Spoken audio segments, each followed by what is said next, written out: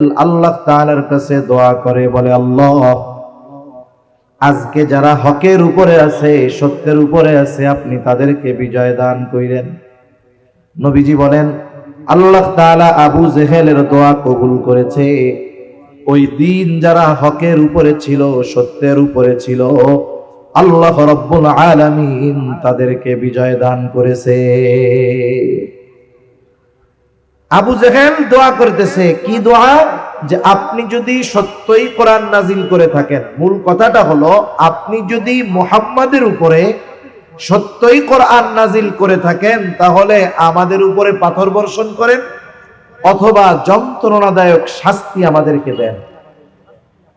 আবু জেহেল যন্ত্রণাদায়ক শাস্তি কেন চাইল? এটা মূলত নবীজিকে খোসা দিয়ে টিটকারি করে সে এই দোয়াটা আল্লাহ তাআলার কাছে করছে।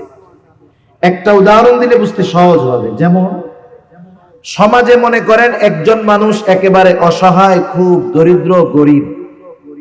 এই দরিদ্র মানুষটা পরিশ্রম করে অন্যের জমিতে খেটে নিজের ছেলেটাকে লেখাপড়া শিখিয়েছে। এখন ছেলেটা অনেক বড় অফিসার, টাকা পয়সার মালিক হয়ে গেছে। গ্রামের মানুষ ওই গরিব অসহায় মানুষটার ব্যাপারে বলতেছে, দেখো অমুক এত কষ্ট করে চলছে, আল্লাহ তাআলা তার ছেলেটার দ্বারা তার অভাবকে দূর করে দিয়েছে। তার ছেলে নাকি অনেক বড় অফিসার হয়েছে, অনেক টাকা পয়সাওয়ালা। এই যে লোকটার উন্নতি, অগ্রগতি, তার সন্তানের উন্নতি, এটা সবার কাছে ভালো লাগবে না। মানুষেরা বলা বলি করতেছে যে সে খুব ভালো মানুষ ছিল, অভাবের মধ্যে ছিল, আল্লাহ তাআলা তার অভাবটা দূর করে দিয়েছে। এই যে একজন মানুষের উন্নতি, এটা সবার কিন্তু পছন্দ হয় না। সবাই প্রশংসা করতেছে, যাক ছেলেটার অভাব দূর হয়ে গেল। আর একজন পাশ দিয়ে বলে, আরে মিয়া বাদ দাও, অমুকের ছেলে যত বড় অফিসার হয় হোক আর টাকা পয়সাওয়ালা হয় হোক, এই কয়েকদিন আগেও তো ওই লোক আমার বাড়িতে কামলা দিয়েছে। এটা বলার কারণ কি বলেন তো? কারণ এই লোকটার ওই যে উন্নত হয়েছে, অগ্রগতি লাভ করছে, টাকা পয়সাওয়ালা হয়েছে, সমৃদ্ধিশালী হয়েছে, এটা তার পছন্দ হয় নাই, ভালো লাগে না। হিংসার কারণে সে আর একজনকে টিটকারি করে। অনেক সময় এমনও বলে যে অমুকের উন্নতি হয়েছে, খুব ভালো। অনেক সময় বলে, আল্লাহ এই খবর শোনার আগে আমি মরলাম না কেন? বলে না এরকম? একজন এসে বলতেছে যে চাচা শুনছেন, অমুকে তো এই কাজ করছে, খুব নাম ডাক হয়ে গেছে। বলে, হায় রে, কি শুনলাম? এই খবর শোনার আগে আমি মরলাম না কেন? এরকম বলে না? আপনাদের অঞ্চলে মনে হয় এরকম ভালো লোক নাই? আছে? মানে আর একজনের উন্নতি ভালো লাগে না, টিটকারি মাইরা বলে, এই খবর শোনার আগে, এই দৃশ্য দেখার আগে আমি মরলাম না কেন? সে তো নিজের মরণ কামনা করে। বলেন তো, ওই সময় যদি আজরাইল এসে বলে আপনার তো মরতে মন চায়, তাইলে চলেন, কি বলবে বলেন তো? বলবে যে এ তো এমনি এমনিই কইছি, সত্য সত্য কি মরতে চাই নাকি? মূলত আবু জেহেলও চায় না যে ওর উপরে আল্লাহ তাআলার পক্ষ থেকে পাথর বর্ষণ হোক, যন্ত্রণাদায়ক আযাব হোক। ও মনে মনে চায় না, কিন্তু নবীকে সামনে নিয়ে বলার কারণ কি? মূলত নবীকে একটু ছোট করার চেষ্টা করতেছে আর কি। যে আল্লাহ আপনি লোক আর পান নাই, আমি হইলাম মক্কার সর্দার, আমার এত প্রভাব, আমি হলাম কুরাইশ একজন বড় নেতা, আপনি আমারে বাদ দিয়া ওই মুহাম্মদ যে এতিম, টাকা পয়সা নাই, এর উপরে কোরআন নাজিল করেছেন, এমন কেন করলেন? বা এই বিষয় হওয়ার আগে আমার কেন মরণ হইল না? কথাটা এইরকম। নবীকে শোনায় তো বলছে। আল্লাহ তাআলা আবু জেহেলের এই কথার জবাব দিয়েছেন নবীজির জবানের মাধ্যমে। আল্লাহ রাব্বুল আলামিন আয়াত নাজিল করলেন নবীজির জবান দিয়ে। কেমন যেন আল্লাহ তাআলা বলতেছেন, ও আবু জেহেল, তুমি যেটা চাইছো সেটা তোমারে আমি দিতাম। পাথর বর্ষণ চাও নিজের উপরে, সেটাও দিতাম। যন্ত্রণাদায়ক শাস্তি, সেটাও তোমারে দিতাম। কারণ তুমি যেই কাজ করো, তুমি তো এইগুলোরই উপযুক্ত। তবে কেন তোমাকে এমন অপরাধের পরেও শাস্তি দেই না জানো? আল্লাহ তাআলা নবীজির জবান দিয়ে বের করতেছে, নহি নাজিল করেন, ওয়ামা কানাল্লাহু লিয়ুআযযিবাহুম ওয়া আনতা ফীহিম আল্লাহ তাআলা বলেন, আপনি যতক্ষণ তাদের মধ্যে আছেন আমি তাদের উপরে কোনো আযাব দিব না, শাস্তি দিব না, কারণ আপনি হলেন রাহমাতুল লিল আলামিন। আপনি যেহেতু দুনিয়ার জমিনের উপরে আছেন, শুধুমাত্র আপনার সম্মানার্থে এদেরকে আমি শাস্তি দেই না। না হলে এরা যে কাজ করে আর যা বলে এরা তো শাস্তি পাওয়ার উপযুক্ত।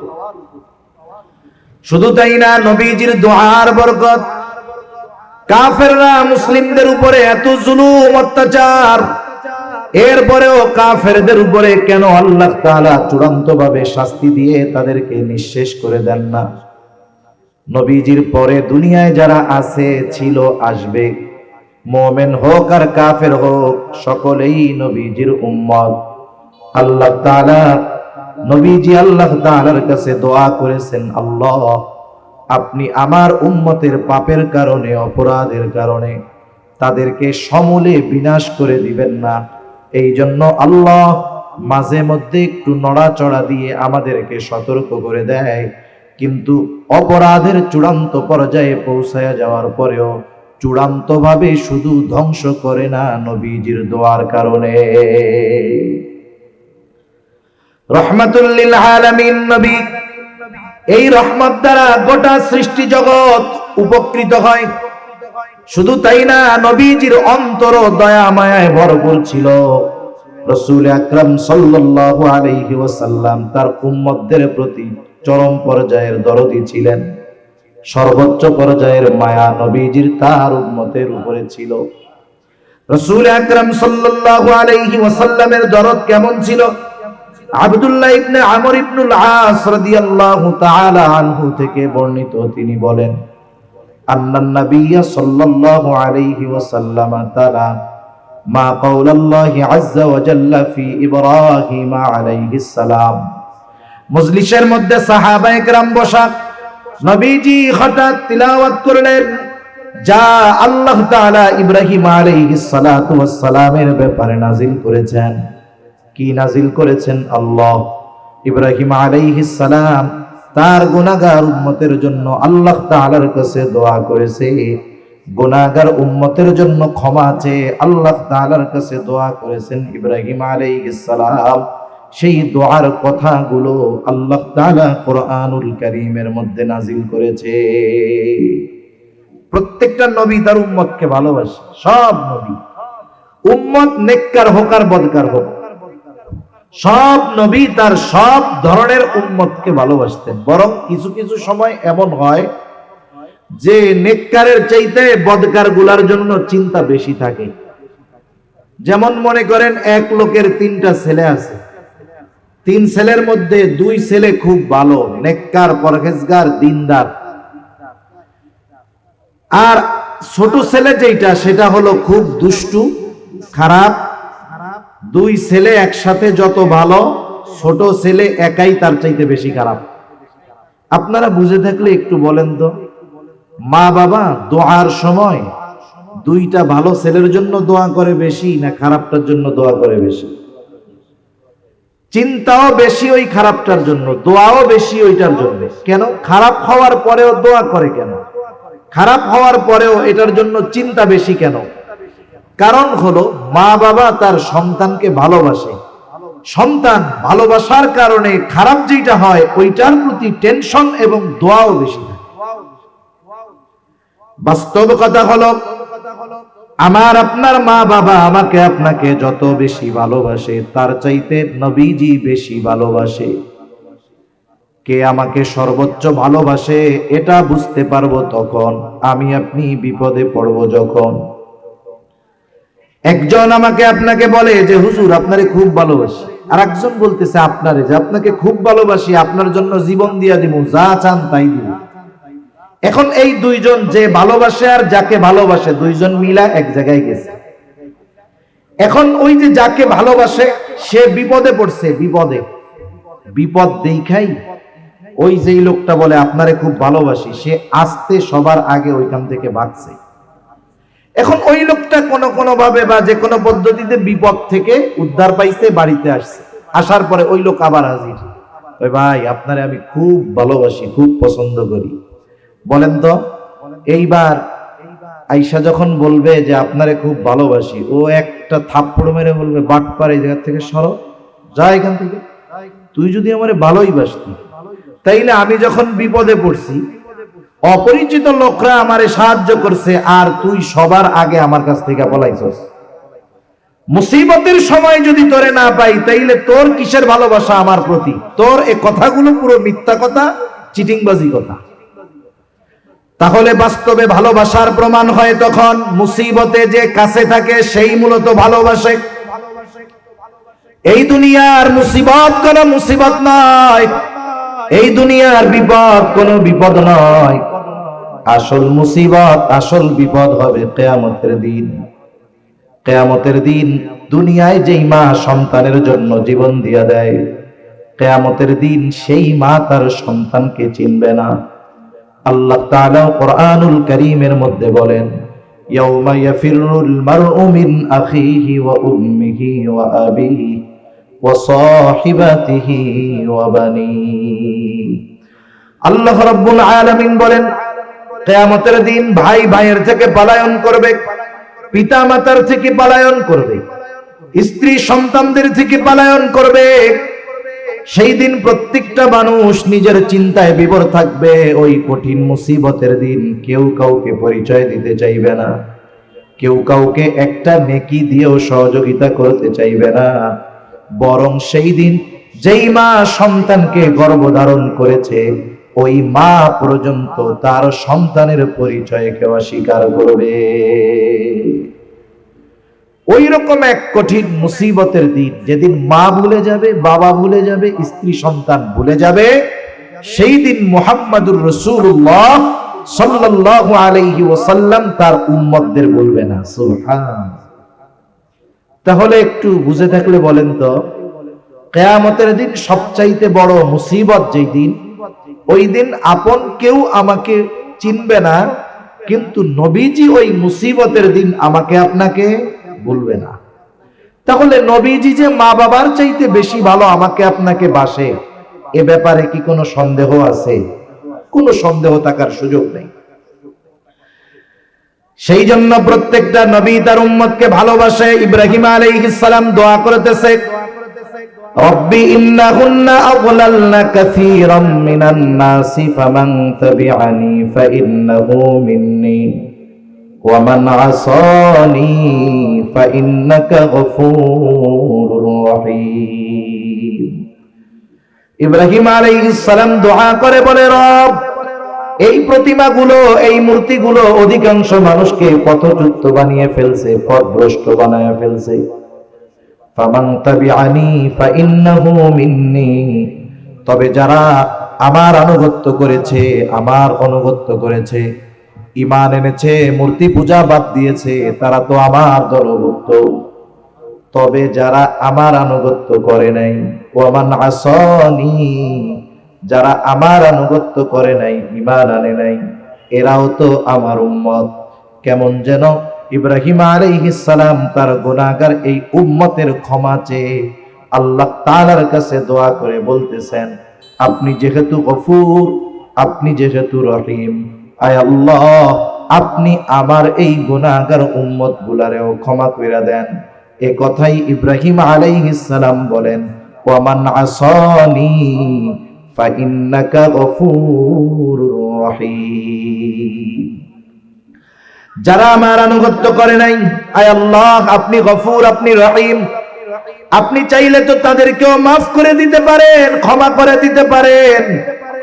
এরপরে ঈসা আলাইহিস সালাম তার গুনাহগার উম্মতের জন্য দোয়া করে, ইন তুআযিবহুম ফাইন্নাহুম ইবাদুক ওয়া ইন তাগফির লাহুম ফাইন্নাকা আনতাল আজিজুল হাকীম। ঈসা আলাইহিস সালাম দোয়া করে বলে, আল্লাহ, ইন তুআযিবহুম ফাইন্নাহুম ইবাদুক, আপনি যদি তাদেরকে আযাব দেন, শাস্তি দেন, তারা তো আপনারই বান্দা।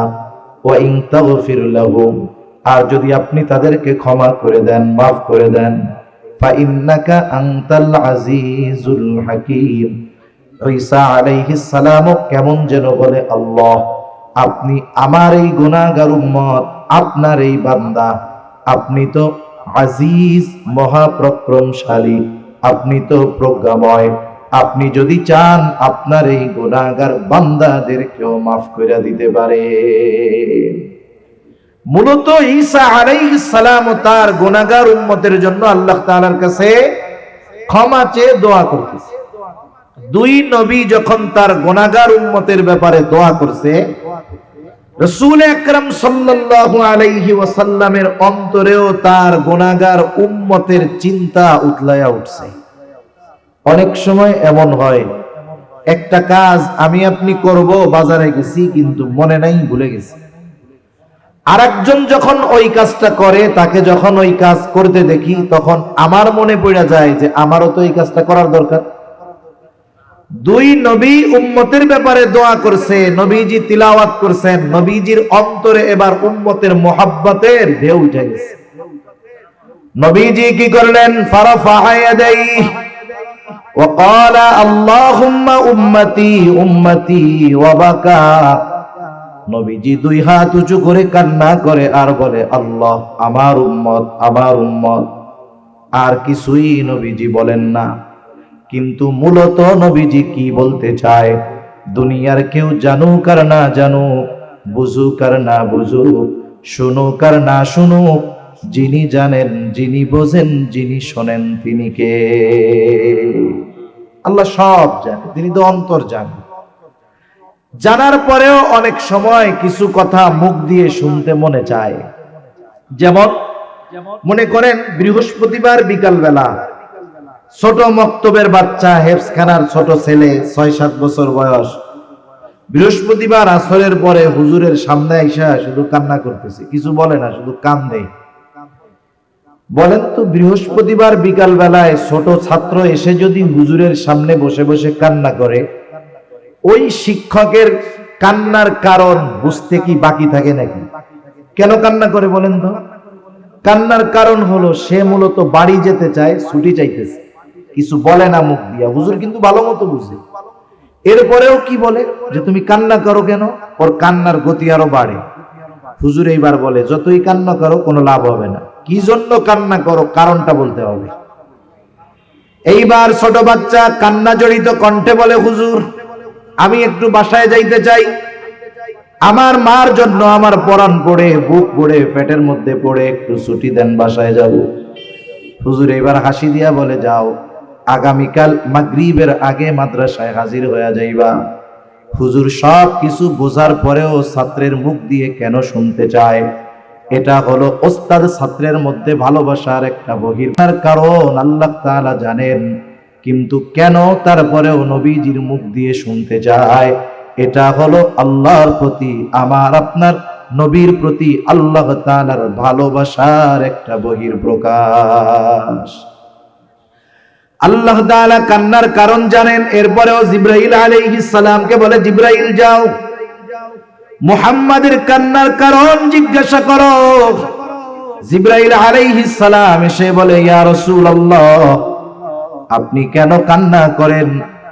আপনার মালিক সেটা জানতে চায়। যদিও কান্নার কারণ তিনি জানেন, এরপরেও আপনার মুখে শুনতে চায়।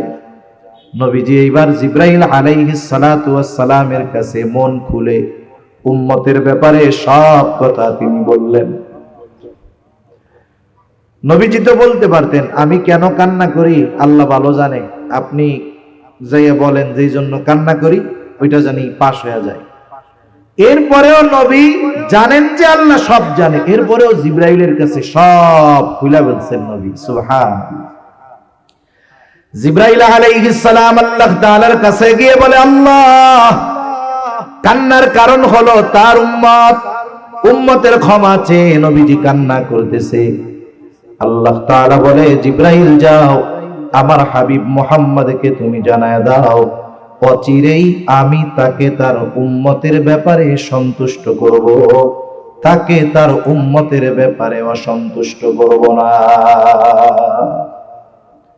আমি যে কথাটা বলতে চাচ্ছি সেটা হলো, নবীজির আমাদের প্রতি কেমন দরদ ছিল। আমরা তো নবীকে ভালোবাসার কথা বলি, একটা হলো ঈমানি বিষয় নবীকে ভালোবাসা, সেটা তো আছে। কিন্তু লজিক, যুক্তি, বাস্তবতাও বলে কেন নবীকে ভালোবাসবো? যেহেতু নবী আমাকে আমার মা বাবার চাইতে বেশি ভালোবাসে, বরং আমি আমার ব্যাপারে যতটা চিন্তিত, আমার চাইতে নবীজি আমার ব্যাপারে, আপনার ব্যাপারে বেশি চিন্তিত। এজন্যই তো নবী উম্মতের ব্যাপারে যখনই সুযোগ পাইতেন আল্লাহ তাআলার কাছে বলতেন।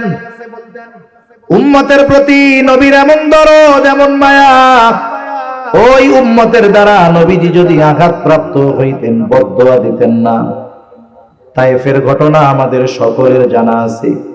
নবীজির গায়ে কাফেররা বড় এবং ধারালো পাথর নিক্ষেপ করেছে, যার কারণে নবীজির গায়ে দাগ হয়ে গেছে, রক্ত প্রবাহিত হয়েছে, রক্তে কাপড় ভিজে গেছে, রক্ত বেয়ে বেয়ে পায়ে জুতার মধ্যে আটকে গেছে, জুতা শুকায়া পায়ের সাথে জুতা আটকে গেছে, রক্ত শুকায়া জুতাটা পায়ের সাথে লেগে গেছে, এত পরিমাণ রক্ত গা দিয়ে ঝরছে।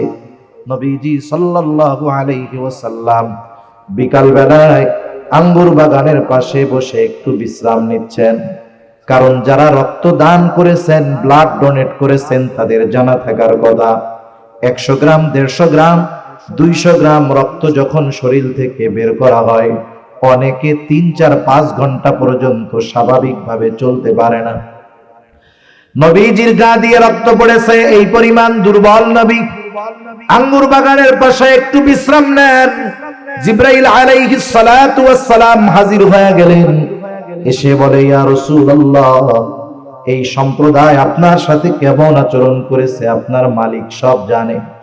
আজকে আমি একা আসি নাই, আমার সাথে নতুন আরেকজন ফেরেশতাকে পাঠানো হয়েছে, যে ইতিপূর্বে কখনো আপনার নিকটে আসে নাই। নবীজি বলেন, এইবার ওই ফেরেশতা আমার কাছে আসলো, আমাকে সালাম দেওয়ার পরে বলতেছে, ইয়া রাসূলুল্লাহ, আমি হলাম পাহাড়ের দায়িত্বে নিয়োজিত ফেরেশতা। আল্লাহ তাআলা আমাকে পাঠিয়েছেন আপনার আদেশ পালন করার জন্য। আপনার কওম আপনার সাথে কেমন আচরণ করেছে তিনি দেখেছেন। আপনি যদি আমাকে নির্দেশ দেন, 2 পাহাড় দিয়ে এদেরকে পিষিয়ে দেওয়া হবে, এখানে যে জনবসতি ছিল তার কোনো অস্তিত্ব থাকবে না। নবীজি প্রতিশোধ পরায়ণ ছিলেন না, আমরা প্রতিশোধ পরায়ণ। কতটা প্রতিশোধ পরায়ণ? কেউ যদি আমাকে আপনাকে 10 বছর আগে একটু চোখ বড় কইরা ধমক দিয়া থাকে, 10 বছর পরে আমি যদি ক্ষমতার অধিকারী হই, পাওয়ার টাওয়ার হয়, আমি চিন্তা করি ওই লোক আমারে তো 10 বছর আগে চোখ গরম কইরা ধমক দিছিল, এইবার ওর প্রতিশোধটা আমার নিতে হবে। আমরা এতটা প্রতিশোধ পরায়ণ।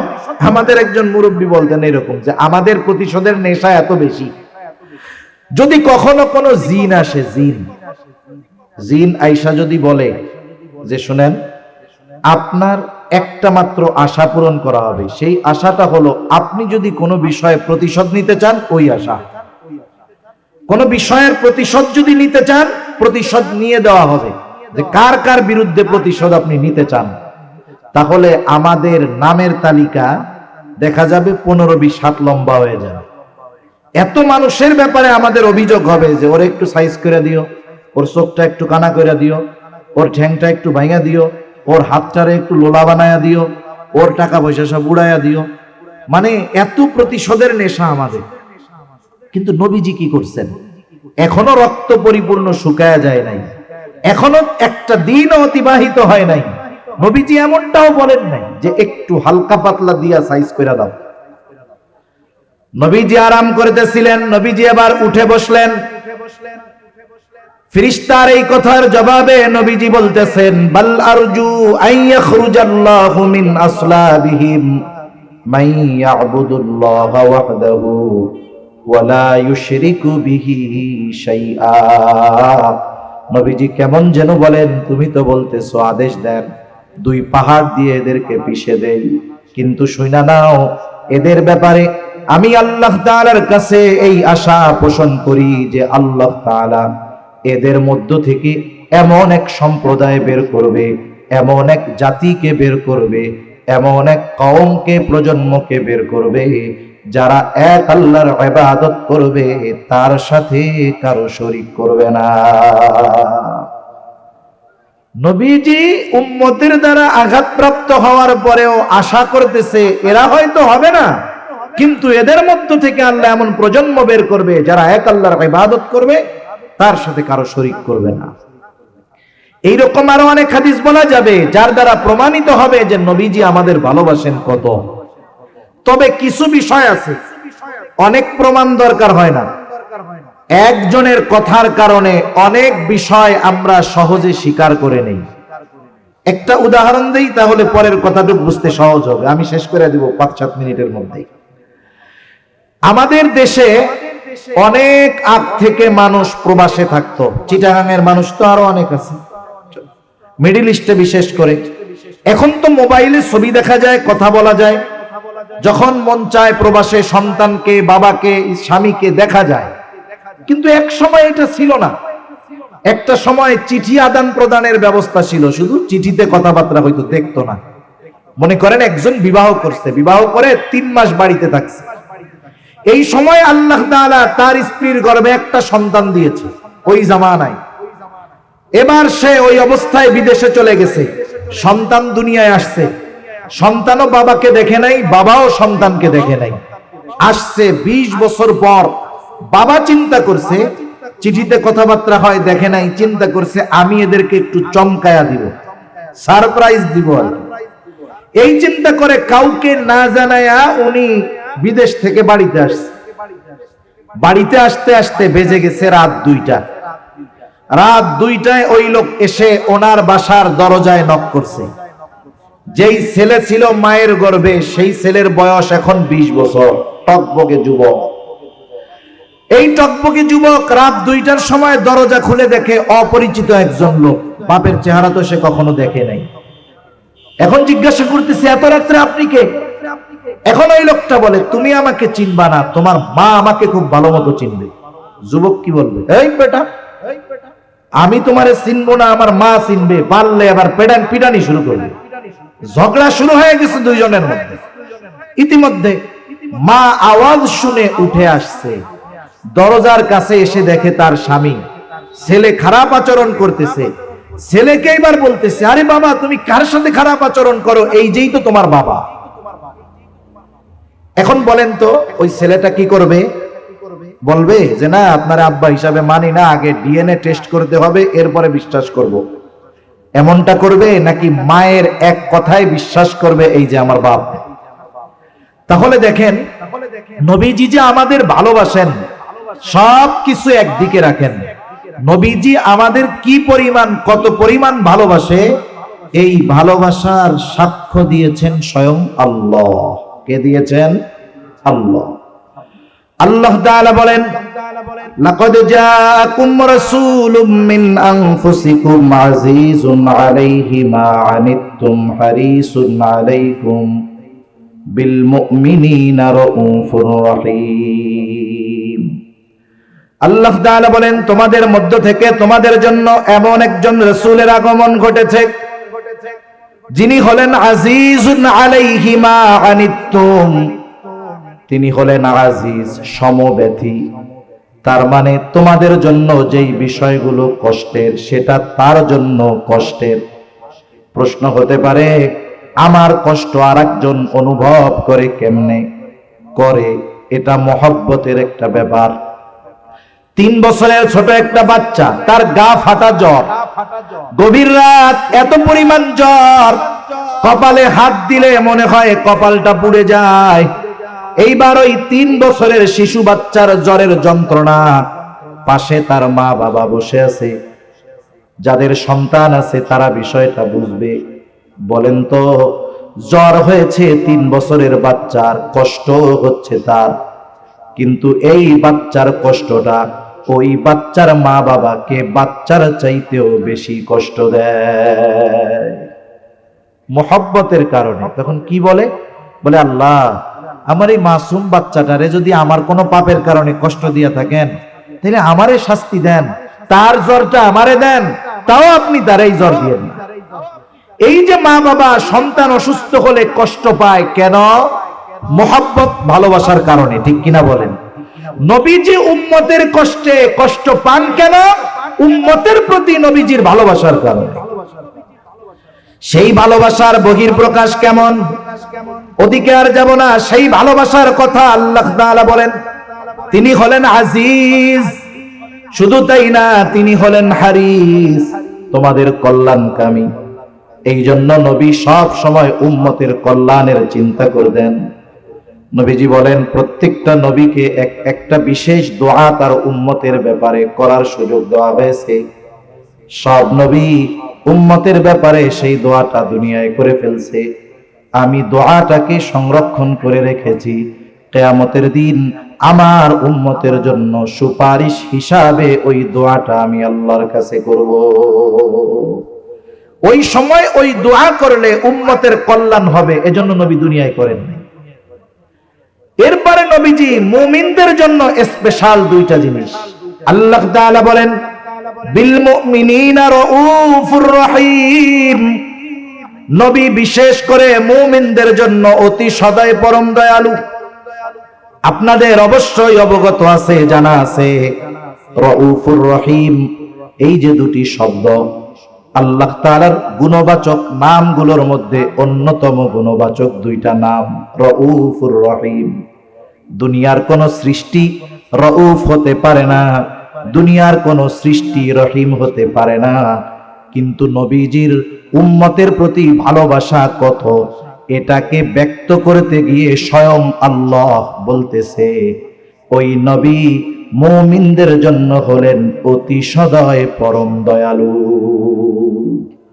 নবীজির উম্মতের প্রতি মোহাব্বতকে বোঝাতে গিয়ে আল্লাহ তাআলা তার শানের যেই শব্দগুলো তার নবীর শানে ব্যবহার করেছেন, সুবহান। এই ভালোবাসার গভীরতা মিটার দিয়ে মাপ দেওয়া যাবে না। আল্লাহ তাআলা বলতেছে যে তোমাদেরকে এত পরিমাণ ভালোবাসে যে নবী হলেন মুমিনদের জন্য রাউফুর রহিম, অতি সদয় পরম দয়ালু। যেই নবীর আমাদের প্রতি এত ভালোবাসা, এত মহব্বত, সেই নবীকে আমাদের সর্বোচ্চ ভালোবাসার দরকার আছে তো নাকি? ভালোবাসার পদ্ধতি কি? ভালোবাসার পদ্ধতি হলো নবীর সুন্নাতকে মহব্বতের সাথে অনুসরণ করা। কেউ যদি বলে নবী আপনাকে ভালোবাসি, তার মধ্যে সুন্নাত নাই, তাহলে বুঝতে হবে ভালোবাসা ওই রকম, ওই যে বিপদে পড়লে পালায়, ওই ভালোবাসার যেমন দাম নাই, সুন্নাতবিহীন আশিকে রাসূলেরও কোনো দাম নাই।